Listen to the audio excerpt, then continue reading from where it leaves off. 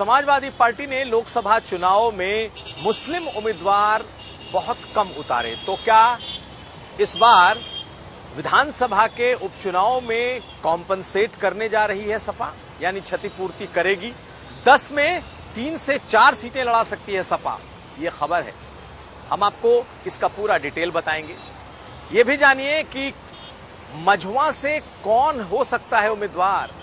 मझवा में क्या कांग्रेस पार्टी के प्रदेश अध्यक्ष के बेटे भी लाइन में हैं? हम ये भी समझेंगे। और सपा किस पर अपना उम्मीदवार लड़ाना चाहती है, ये भी हम आपको बताएंगे। इसके अलावा ये भी जानिए कि समाजवादी पार्टी कब अपने उम्मीदवारों का ऐलान कर सकती है। ये खबरें आज का यूपी में। नमस्कार, मैं हूं कुमार अभिषेक, आप देख रहे हैं यूपी तक। हम हाजिर हैं अपना न्यूज शो आज का यूपी लेकर। तो सबसे पहले बात आज हम करेंगे कि क्या विधानसभा के उपचुनाव में उत्तर प्रदेश में जिन 10 सीटों पर उपचुनाव होने हैं, वहां इस बार मुस्लिम उम्मीदवारों की बल्ले बल्ले होने वाली है। चर्चा ऐसी है कि 10 में कम से कम 3 और ज्यादा से ज्यादा 4 मुस्लिम चेहरे समाजवादी पार्टी से उतर सकते हैं। और उसके पीछे की वजह भी है। दरअसल मीरापुर मुस्लिम बहुल सीट है। हालांकि चंदन चौहान वहां से आरएलडी से जीते थे, लेकिन इस बार बहुत चर्चा है कि समाजवादी पार्टी वहां से मुस्लिम चेहरा उतार सकती है। सीसामऊ की सीट, जो कानपुर की सीट है, इरफान सोलंकी जहां से विधायक थे, उस सीट पर भी समाजवादी पार्टी मुस्लिम चेहरा उतार सकती है। माना जा रहा है कि इरफान सोलंकी की पत्नी को वो सीट दी जा सकती है। फूलपुर की सीट पर पिछली बार समाजवादी पार्टी का उम्मीदवार मुस्लिम चेहरा था और वो महज 2000 वोटों से हारा था। इसलिए इस बार उसका बड़ा दावा बनता है। कांग्रेस पार्टी इस सीट पर अपनी नजरें कांग्रेस पार्टी ने गड़ा रखी हैं और वो हर हाल में ये सीट चाहती है। लेकिन समाजवादी पार्टी इस सीट को अपने उसी नेता के लिए चाहती है जो पिछले बार जीतते हारा, या यूं कहें बहुत कम वोटों से हारा। और आखिरी सीट है कुनर की। जी हां, वर्क की वो सीट जहां से वो सांसद हो गए और वो मुस्लिम बहुल है। लगभग 65-70% जहां मुसलमानों की आबादी है, ये वो 4 सीटें हैं। माना जा रहा है कि इस बार 10 में से इन 4 सीटों पर समाजवादी पार्टी मुस्लिम चेहरे को उतार सकती है। हालांकि फूलपुर की सीट पर एक कंफ्यूजन हो सकता है कि समाजवादी पार्टी वहां से कुर्मी चेहरे को भी लड़ा सकती है, ऐसी चर्चा है। लेकिन एक दूसरी बड़ी चर्चा जो इस वक्त सियासत में घूम रही है, वो ये कि मझवा की सीट कांग्रेस पार्टी चाहती है। जी हां, मझवा, फूलपुर, ये सब वो सीटें हैं जो कि समाजवादी पार्टी पिछली बार हार गई थी। लेकिन मझवा की सीट में ऐसा क्या है? सपा इसे नहीं छोड़ना चाहती किसी सूरत में, क्योंकि उसके पास एक ऐसा मजबूत ओबीसी चेहरा दिख रहा है जो कि वहां से चुनाव न सिर्फ लड़ा है बल्कि एक बड़ा वोट वर्ग रखता है।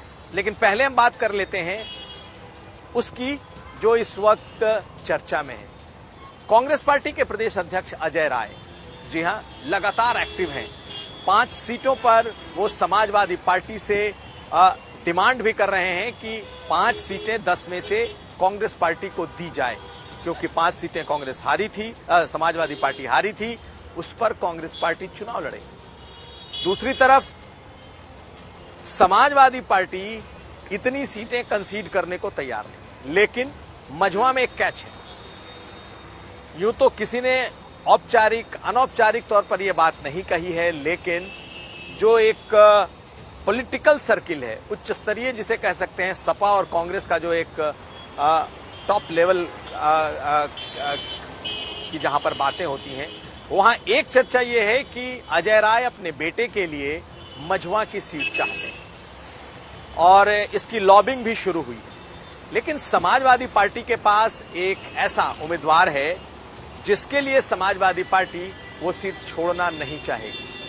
रमेश बिंद, जी हां, रमेश बिंद बीजेपी के सांसद थे पिछली बार, लेकिन इस बार बीजेपी ने उनका टिकट काटा तो समाजवादी पार्टी ने उन्हें मिर्जापुर से अनुप्रिया पटेल के खिलाफ चुनाव लड़ा दिया। वो इस बार चुनाव हार गए, लेकिन रमेश बिंद को उस इलाके में बड़ा निषादों का चेहरा माना जाता है और उनकी छवि ऐसी है कि वो एक मायावी नेता हैं जो कि उस इलाके में बड़ी राजनीतिक हैसियत रखते हैं। और अगर अनुप्रिया पटेल को किसी से सही में चैलेंज मिला तो वो रमेश बिंद ही थे। ऐसे में समाजवादी पार्टी इस मझवा सीट से, जहां 3 बार रमेश बिंद चुनाव जीत चुके हैं, विधायक रह चुके हैं, अपना उम्मीदवार बनाना चाहते। इसलिए दोनों सीटें चाहे मझवा की हो या फूलपुर की हो, समाजवादी पार्टी के लिए इसे कांग्रेस के लिए छोड़ना कतई आसान नहीं है।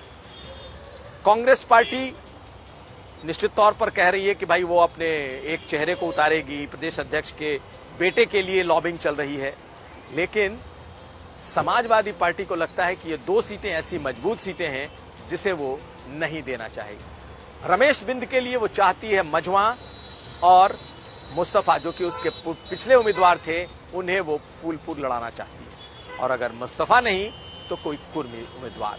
ये डिपेंड करता है कि बीजेपी किसे उतारती है। लेकिन आखिर कांग्रेस का खेल क्या है? दरअसल कांग्रेस पार्टी को लगता है कि इस बार समाजवादी पार्टी पर दबाव बनाया जा सकता है।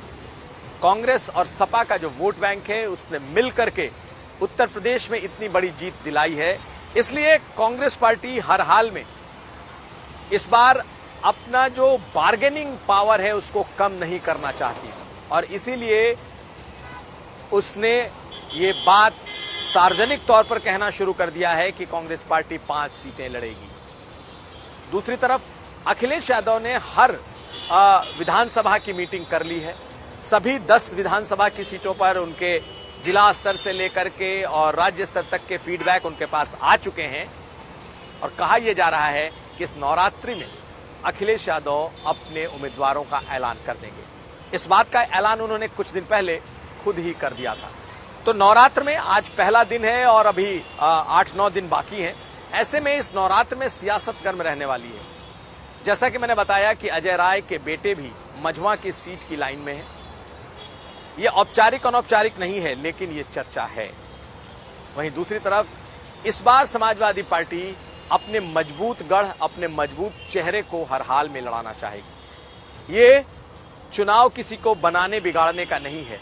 ये चुनाव निश्चित तौर पर बीजेपी के लिए लिटमस टेस्ट है कि क्या मुख्यमंत्री योगी इस अग्नि परीक्षा में पास होते हैं या नहीं, क्या वो अपनी धमक दिखा पाते हैं या नहीं। लेकिन समाजवादी पार्टी के लिए भी ये चुनाव जीवन मरण का होने वाला है।